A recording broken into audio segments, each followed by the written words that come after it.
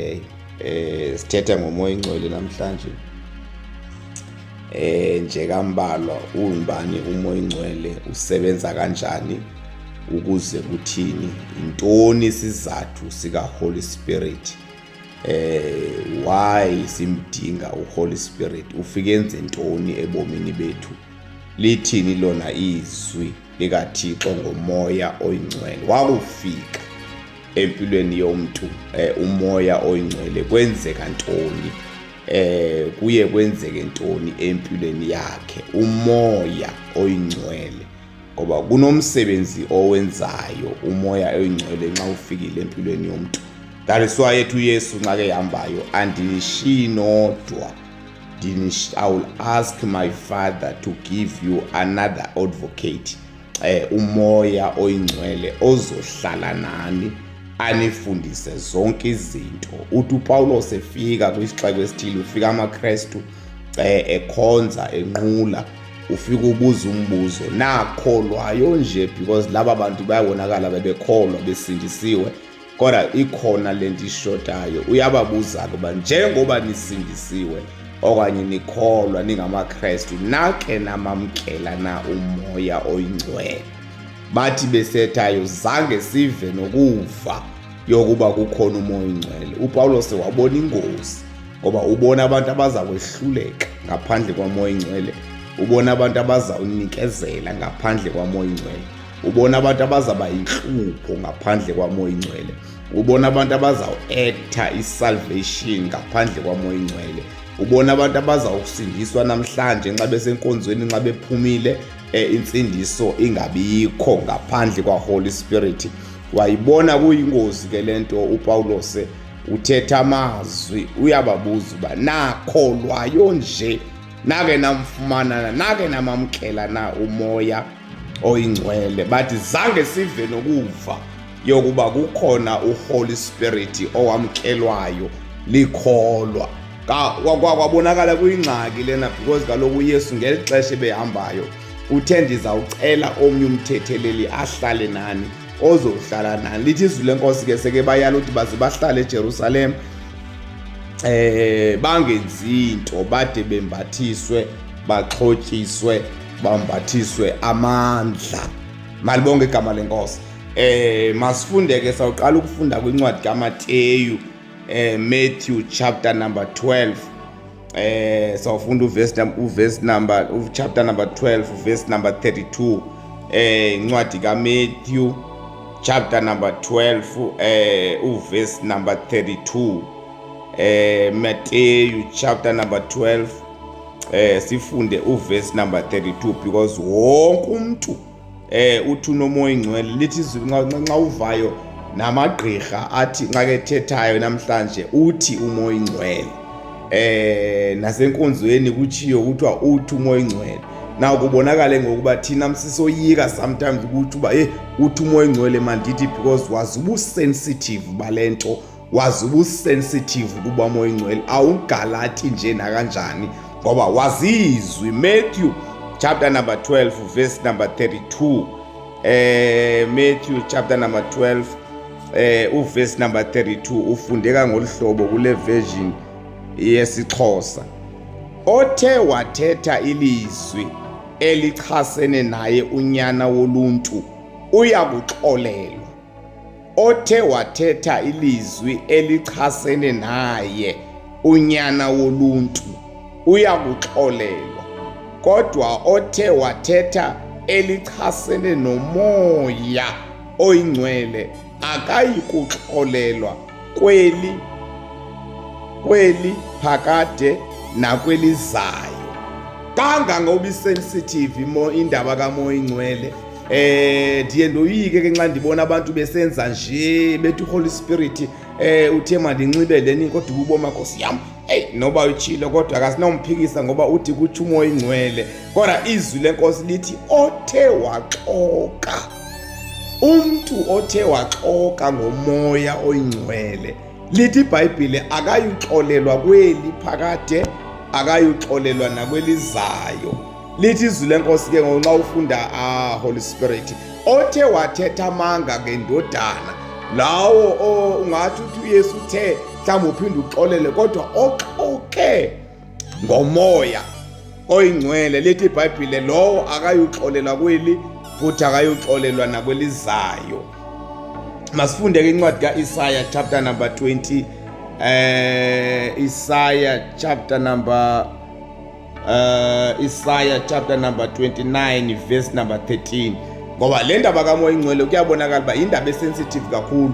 Ndiye ndoyike ufika kwelizwe ixesha esiphila kulo namagqirha ufike lahla amathamba wathi and then wathi uthi umoya ingcwele mandixelele, uthi umoya ingcwele mandixelele. Bazalwane, lithi izwi lenkosi othe waxoka ngomoya oyingcwele akayuxolelwa kweli akayuxolelwa nakwelizayo, kodwa oxoke ngendodana lowo angaxolelwa. Matthew chapter number 12 verse number 32 lithi izwi lenkosi. Masifunde ke ngoku Isaiah chapter number 29 sifunde uverse number 13. Siyaya kule ndaba yokuba umbona ngantoni umuntu onomoya oyingcwele, ngoba lento asiyibameli nje apha emlomeni siyiva ngoba uThixo akahambi ngabuciko bamntu.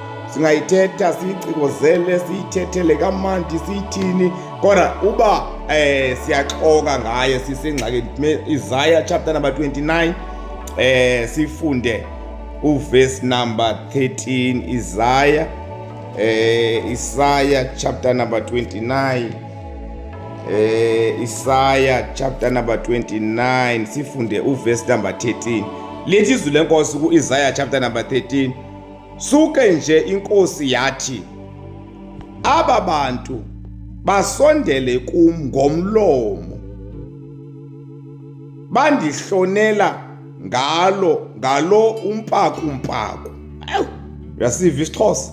Aba bantu kuthi inkosi ithi inkosi, aba bantu basondela kum ngomlomo, bandihlonela ngalo umpaku.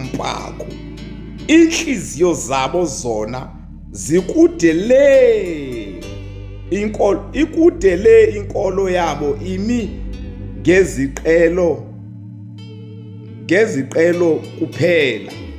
Balihlonela ngalo umpaku, kodwa izenzo zabo zona zikudele kunami. Masiyive ke bangcwele kwenzela uba sikwazi ukuthandaza. AmaGalati chapter number 5 verse number 22, ngoba kuyenzeka abantu babegude ekuthetheni, bamcikoze uThixo, bamthethe ngaye, bacikoze futhi benive nithi amen. Abanye babile bebemanzi basule ngamatawuli bathethe lena kuthiwa awugcotshiwe. Kodwa masiyive namhlanje, xa ke fike nyani umoya ingcwele phezu kwempilo yomuntu kwenzeka ntoni? Galati chapter number 5 verse number 22,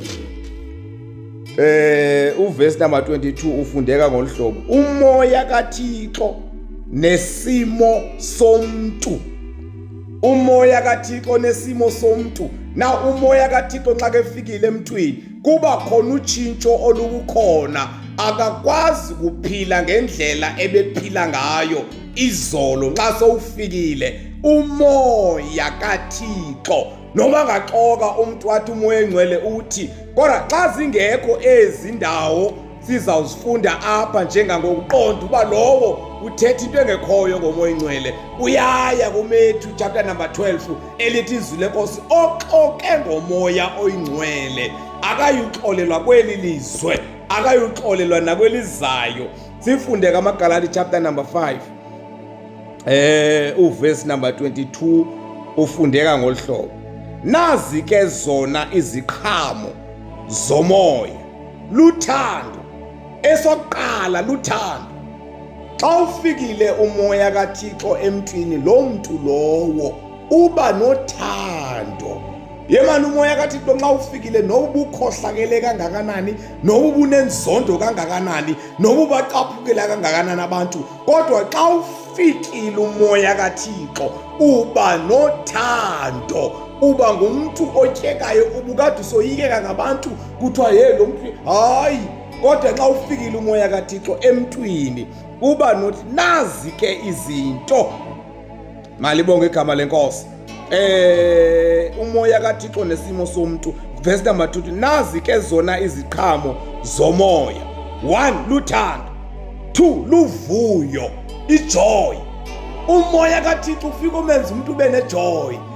Isimo sesingalungi ekhaya, omnye ngaphangeli, omnye nengxaki yabantwana ekhaya bengamameli, omnye nenhlungu ephatheke kabuhlungu enkonzweni, omnye nenhlungu ophatheke kabuhlungu emsebenzini, kodwa umoya kaThixo umgcina umuntu enejoy.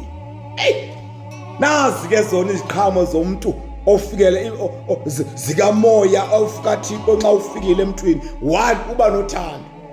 2, uba nejoy.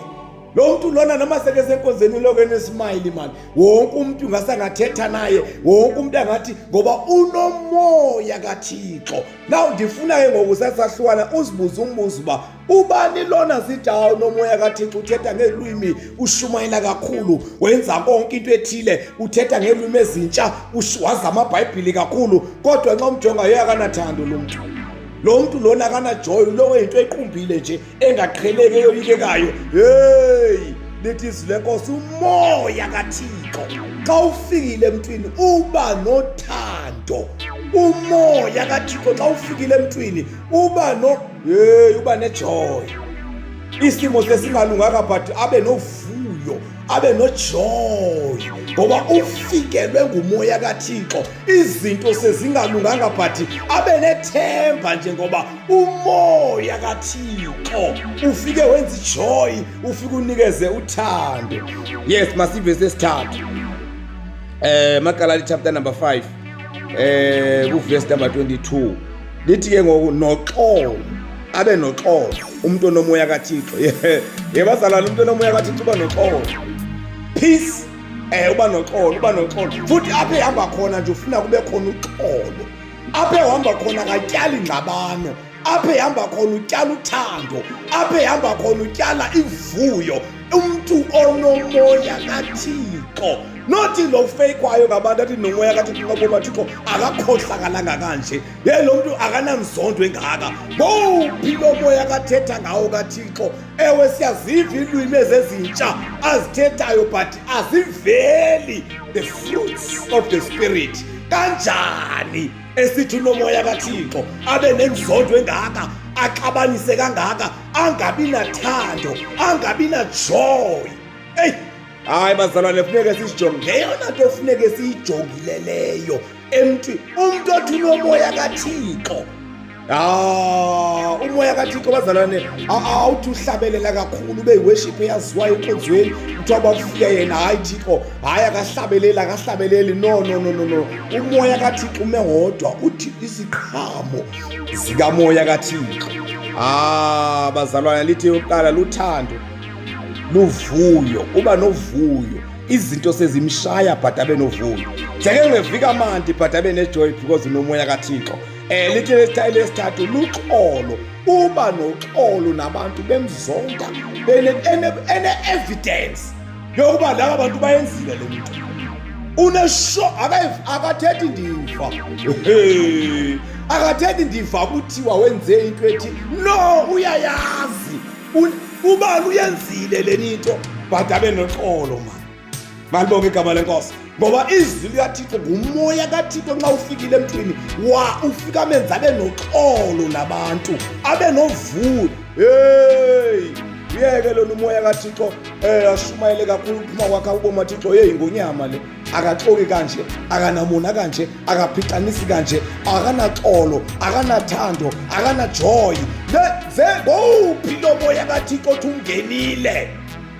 Ngoba umoya kaThixo wenza ijoy emntwaneni kaThixo, wenza uthando, abathanda abantu, abe noxolo nabantu. NgokaSathane umoya ongenaxolo. Masiqhubeke abantwana bakaThixo. Lithi abe nomonde, umonde, uba patient, uba nomonde. Umuntu onomoya kaThixo bazalwane unomonde. Futhi yabona ngoku uba singathi sinomoya kaThixo but singabi nomonde, futhi nabangaguqukiyo futhi sibona ukuthi bashumayezile izolo, abaphenduka but siyabaphinda nangomso. Siyabaphinda nakuvekezayo. Hayi siyabaphinda nakunyanga ezayo. Nakunyaka ozayo sizathetha the same thing. uYesu uyasindisa, izono ziyaxolelwa. uYesu uba nomonde. uba nomonde akapheniki akapeniki umntana kaThixo akapeniki uba yemani unini ndashumayela abantu abaguqukileyo basebabili kha basindiswe kum futhi hayi yabonakala bale ndaba no yipressure efika ize nosathana leyo wena xa uxhunyiweyo kukushumayela izwi uYesu uqobo wahambela abafundi abayi-12 bazalwane ngoba uyabonakala uba ukushumayelo bambalwa xa lithi igcuzu lenkosi bayingcusana bayawubekezela isango limxinwa malibonke igama lenkosi lithi-ke ngoku siba nomonde umntwana kaThixo uba nomonde uba nokulinda kangxama katshudisi yoba kutheni ngenzeka into ethile kutheni ndisiva kuthiwa kwakusenzeka into ngexesha lotatungethu lotatungithi ngexesha loba ubhengu loba uchiliza ingathi naye ngenza izinto ngoqhalo no bazalwane umoya kaThixo unomonde xa ufikile emntwini masiqhubeke lithi eliqala belingayiqalayo lithi luthando luvuyo luxolo ngumonde bububele kuthi nobe vimba kangakanani manje but xa kufika umoya kaThixo uthi nobe saziwa kuthiwa yo awunawufumana kwanto ulowa into akayifunayo uyifunela yena yedwa but ngokufika umoya kaThixo akwazi ukusherishana nabanye abantu akwazi ukwabelana nabanye abantu ambone umzalwane onesidingo umzalwane wami bazalwane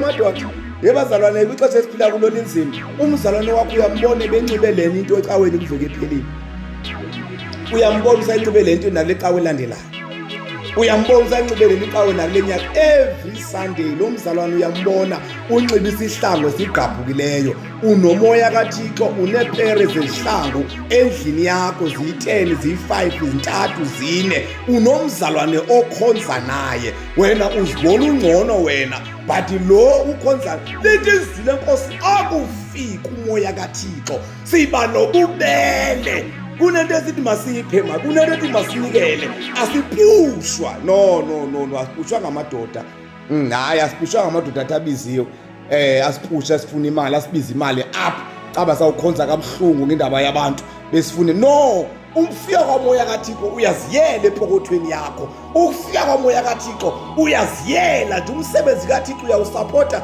ngendlela wena odecide ngayo enhlizweni yakho uthando uxolo uvuyo umonde ububele bazalwane okanye sithi tonane kindness ubele ube ngumzalwane ofikelelekayo manje uqonda ba into endinayo ngoba lithi izwi lenkosi nxa ufundayo incwadi yezenzo babehlala beqhekezelana ngento yonke babe nomoya kaThixo wayengekho into yamayo wayengekho ofuna uba sisinana yedwa afuna ukuba rich yedwa afune kubukwe yena nasecaweni uboma ufika mva sebefikile bonke abanye abantu ufuna ungena mva ungene seke sokubukwa yena ubonakala uba ungenye indoda ethile ifaka isuti ifaka ukhadusi namhlanje ngawumsi ifake ibanibani ngawumsi ifake ubanibani no bazalwane lithi izwi lenkosi umntwana kaThixo uba nobele uyabelana nabanye abantwana bakaThixo akafuni okokwakhe kodwa nasi isiqhame saziyo thina zikamoya ingcwele uthando uxolo ububele uvuyo malibo igama lenkosi hayi singaliqaya nje sihambe siqaya sithi hayi ubani ufikele umoya kaThixo uthethe ilwimi ezintsha kodwa xa singekho eziziqhamo bhasopo nasi iziqhamo ezifunwayo nasi iziqhamo ezaziwayo ngumoya kaNgcwele akufike empilweni yomntu hayi nje kuthiwa uthethe ilwimi ezintsha ushumayela ukukhala abantu kodwa xa ke ephlikile pha epulpitini uphile impilo masifunde ke masiqhubeke bazalwane bam lithi izwi lenkosi ukulunga uyalunga umuntu othi ofumene umoya kaThixo uyalunga ubomayi inkosi yami akalunganga ubani wathini na kubani hayi wafumana umoya kaThixo Uthi usaziwa nje kuthiwa wayengeve ekhohlakele, wayengeve nenzondo, wayengeve nje, but kwakufika umoya kaThixo. That is why esithi uPawulos enxa efikayo kula madoda ekhonza uThixo haleluya, uthi nakholwayo nje nake namamkela umoya oyingcwele. Uyayiqonda uba laba bantu bazawunikezela manje. Kuyadingeka kumzalwane nomzalwane zivele iziqhamu zikamoya kaThixo. Ubele, uthando, uvuyo, ububele, umonde, ukulunga. Kuve kuthiwa ukuthi wayengeve ngalunganga. Kodwa wathi bafumane lento yensindiso, wafumana umoya kaThixo. Avele walunga, wayigusha. Ngoba uyamtshitsha umuntu wakufukanywa ngumoya kaThixo. That is why uJesu uthi I will ask my Father to give you another advocate ozohlala nani. Ngoba akuhlala nani umoya kaThixo, nizawuyenza intando kaThixo, nizawukwenza okufunwa nguThixo. Ngalibonga igama lenkosi. Hayi lona ubonakala kule mithi esiphila kuyo wonke umuntu unomoya kaThixo, nolahla amathaba esisangoma uthi uthi umoya kaThixo mandixelele lena leya. Masivale ke bazalwane ngesokugqibela. Ithi nentembeko. Uyathembeka umuntu onomoya kaThixo. Yazi uthi ethetha nje umzalwane ubhe kuthiwa afika umzalwane athi hayi kuthe kwenzeka into ethi uqhuma Thixo kazibunyanisile nawo. Kazibunyanisile na. Ngoba uyaziwa ngongathembeki. Uyaziwa kodwa bazalwane wakufika umoya kaThixo. Nibuze ke ngokuba man kuve kuthiwa hayi yena uyashumayela nomfundisi kodwa eve ngathembakalanga. Ushumayela ngophi umoya? Uyavangela yena, uyavangela yena kodwa eve ngathembakalanga. Uvangela ngophi umoya? Ngoba umntwana kaThixo wanziswa umsebenzi kaThixo ngumoya kaThixo. Lithi izwi lenkosi uyathembeka. Masiqhubekeni ke bazalwane. Bubele, uthando, uvuyo, uxolo, umonde, ububele, ukulunga, nentembeko, ubulali. Nkosi yami, ubulali. Yebazalwane umzalwane akenzi nje noba kanjani mama. Umzalwane akenzi nje noba kanjani. Ulawulwa lizwi likaThixo. Make ndifunde kuleli version yesilungu. Ngoba elobulali igama lifuna ukunibhida ngoku. Ithi joy, peace, patience, kindness, goodness, faithfulness, gentleness. Nanso-ke gentleness. Gentleness.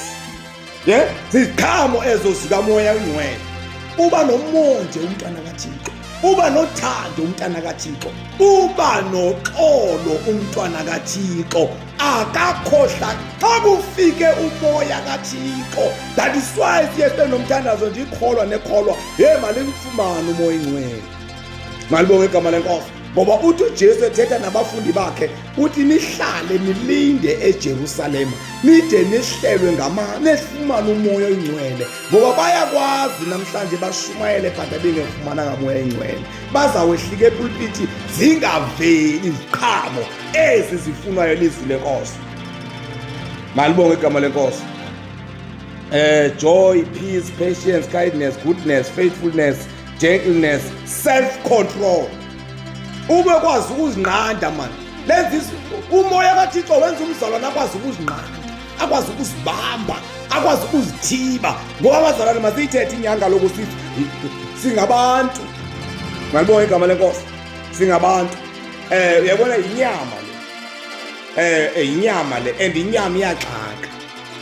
Buza uPawulos. Uthi uPawulos ethetha phakathi kwami ndinento ezimbili. Ziyalwa ezi zinto. Enye indonsela ngapha, enye ifuna ukwenza okulungileyo, enye ifuna ukwenza ukona. Now lithi ke ngokwizwi lenkosi. Malibonge igama lenkosi. Self-control. Kuyanyanzeleka ngokuba kufuneka uzinqande. Inyama yona idonsela kuyani into. But because ufumene umoya kaThixo, ukwazi ukuzinqanda. Ngoba umoya kaThixo unomsebenzi omkhulu owenzayo bazalwane empilweni yomuntu. Ayipheleli nje bakuthiwa hayi uthetha ngelwimi ezintsha, uyashumayela, uyavangela, uyaprofeta, but iziqhamo zikhona nakulo muntu, ngoba iziqhamo zikamoya oyingcwele zibalile. Ukwazi ukuzibamba. Uthi umpostile Paul ethetha kungaba lilize. Ndithi sendishumayela indaba ezilungileyo gqibe mna ndibe ngumlahlelo ngaphandle. Uthi ngenxa yososizathu ndiyayiqoba inyama yami, ndiyiqindezelela phansi. Malibonge igama lenkosi, ngoba inyama iyaxaka. Inyama ifuna yonke into le. Inyama ifuna udumo. Inyama ifuna amankazana. Inyama ifuna amantokazi. Inyama ifuna amadoda.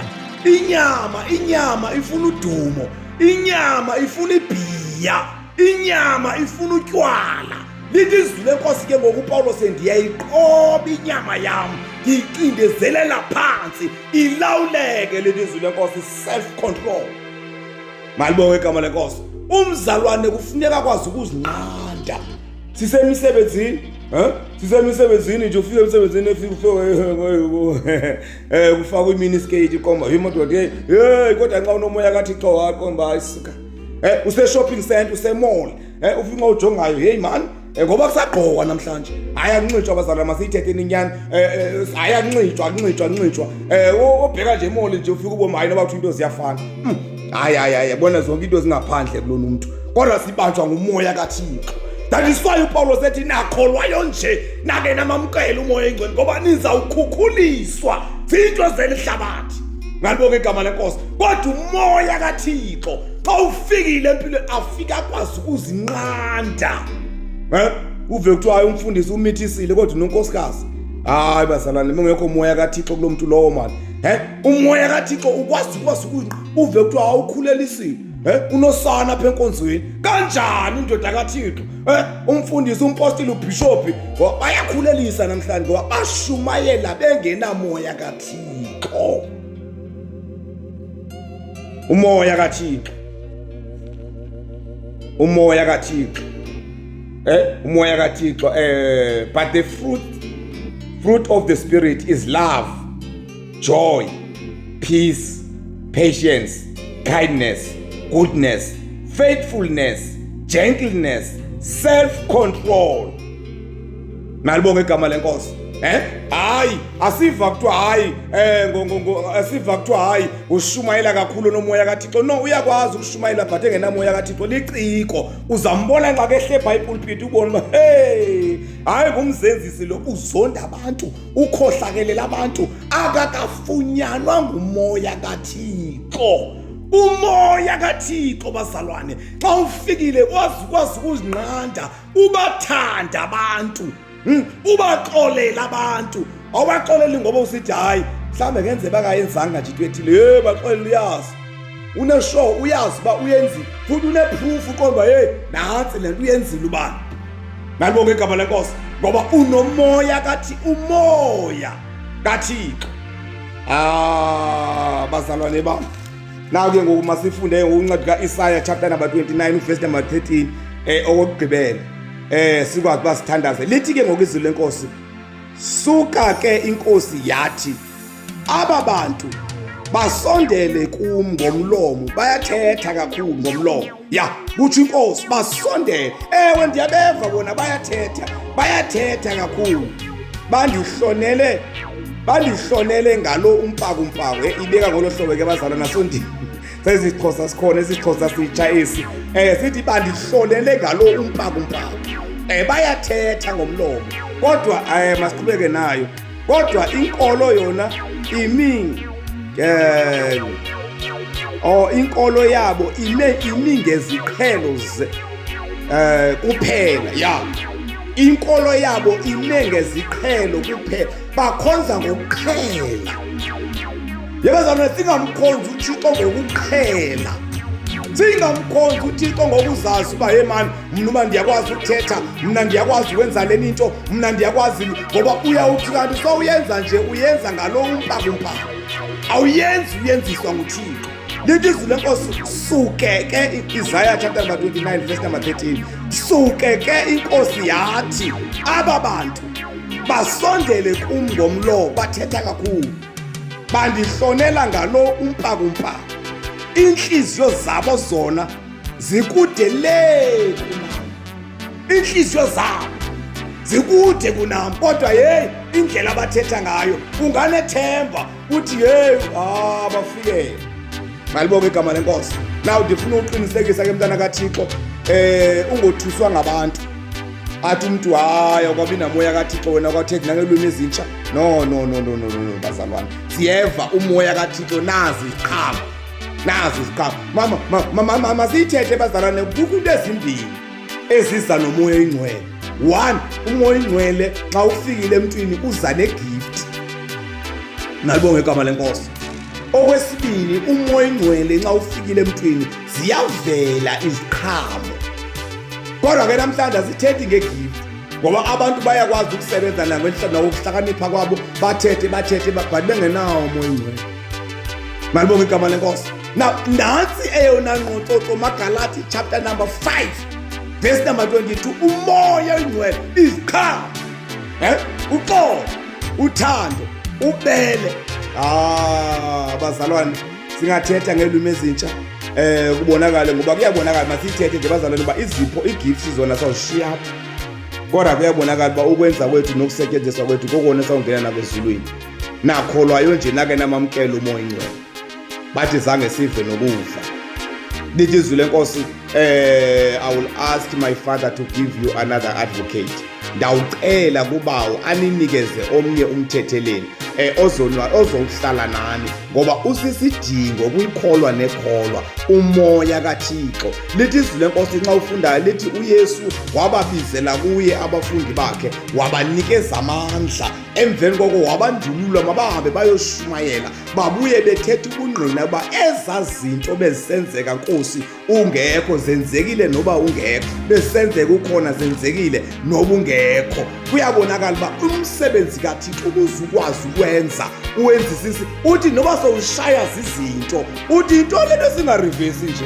Hayi ngoba izinto ziyashaya, ziyatsho, ziyashaya izinto, kodwa umoya kaThixo usigcina sinejoy, kodwa umoya kaThixo usigcina sinothando, kodwa umoya kaThixo usigcina sinoxolo, kodwa umoya kaThixo usigcina sinomonde. Bofama kudala sayeka ukushumayela, sayeka kudala ngoba basinatshile abantu, basizondile abantu, kodwa siyaqhubeka siyashumayela ngoba ufika umoya kaThixo umenze ube nomonde, umntwana kaThixo. Malibonke igama lenkosi. Nazo ke bazalwane bami, ungabhidiswa ngabantu awazakuthethe ilwimi nawe uzobhideka ukuthi hayi Thixo ezi noma zezengilosi ezilwimi. No, into efunekayo sisiqhamo bazalwane, emveni benze yonke leni ngoba nezilwimi ngafika zingaxolikeki nokuxolikela. Ke ngoku lithi izwi lenkosi ke ngoku xa ufikile umoya kaThixo uba nejoy, awuphangeli but uhlala unethemba, uhlala unento ethi kuzawulunga. Uyahlutshwa ifamily uhlala uthi nento ethi kuzawulunga, uyazondwa ngabantu lento ethi kuzawulunga, uhlala unethemba ohlala unalo njengoba unomoya kathi unomcomfort. Uthi uJesu ngizawucela omnye uadvocate. Isigns zokuba unomoya kaThixo, uxolo, uthando, umonde, ukuzoyisa, self control. Ngoba kunexesha lapho kungadingeka ivesi, kudingeka wena ulwe nawe uthi aduzuyenza leninto. Sensekoneni uxela uYosefu evalele ngulamama emvalele ngapha esithi makenze lento ethi makayenze, but wena uthi anduzuyenza leninto. Na umoya kaThixo lowo uthi awukwazi ukuyenza sowungabona. Bazalwane athi hayi ngizawuphinde ndithandaze manzi awuyenza leninto. No bazalwane, ithi self control. Inkosi mayisikelele abantwana bakaThixo ukufunda kwezwi lenkosi. Siyambonga uThixo kakhulu, masihlale ke abantwana bakaThixo, umoya kaThixo simcela njalo, sithi sigcwalise Nkosi, ziqhubeke zivele iziqhamo, uthando, uxolo, ububele, yonke nje ukuzoyisa, konke nje bazalwane, zonke zivele, joy, peace, patience, kindness, goodness, faithfulness, ukuthembeka. Thembeka ungumzalwane. Uba ubuthethe into wangakwazi ukuyenza, uyabuyela uyixela uba ndikwazanga ukuyenza laa nto because of A no B no C no D, ndiyaxolisa. Ngoba uthemba ke ungahambi kunezikhali bathixo, hey ningamve shumayela nje, ningamve ngqina nje, ningamve sithi usindisiwe nje, ningamve kuthiwa ngumfundisi nje, indlela kangenanyani ngayo, indlela kakhohlakele ngayo, indlela kabazonda ngayo abantu. Wena unabantu ongabafuniyo, ongabathandiyo, hey usawudinga umoya kaThixo. Mhla wafumana umoya kaThixo yawuthanda wonke umuntu. Haleluya. Omnye abuza umbuzo, nibathande kanjani abantu abanganifuni, abantu abandikhohlakeleleyo? No, bazalwane, lithi izwi lenkosi kaloku nina nibe nobulumko njengenyoka, ningabi namaqhinga njengehobe. Naw kufuneka wena ubathanda abantu but ube nobulumko. Naw ungabi namaqhinga. No. Awusurvive ngamaqhinga nxa ungumzalwane. Wasurvive ngamaqhinga, usurvive isihoko. Malibonke igama lenkosi. Nkosi mayisikele bantwana bakaThixo. Ndiyabulela kakhulu, masiyabeni siyolala. Mayisikele kodwa qiniseke mntana kaThixo, isiqhamo sikaThixo, ujoy, ubele, uthando, uxolo, kindness, ukuzoyisa. Nazi iziqhamo esizaziyo nezixeliweyo lizwi likaThixo. Hayi zokuthiwa hayi akaprofeti uyaprofesy. Prophesy. Uthi hayi ndiyayibona i-ID yakho, ID yakho 1977, 1972, uthi prophesy, tata prophesy, unomoya kaThixo. But iziqhamo zona ziyavela na kuloo nto leyo kaprophesy. Malibonke igama lenkosi, ngoba eyona nto ixeliweyo iziqhamo zikaThixo nazo ezwini lenkosi bazalwane. Malibonke igama lenkosi, mayisikelele ukufunda kwezwi layo. Nilale kakuhle bantwana bakaThixo. Enkosi kakhulu. Amen.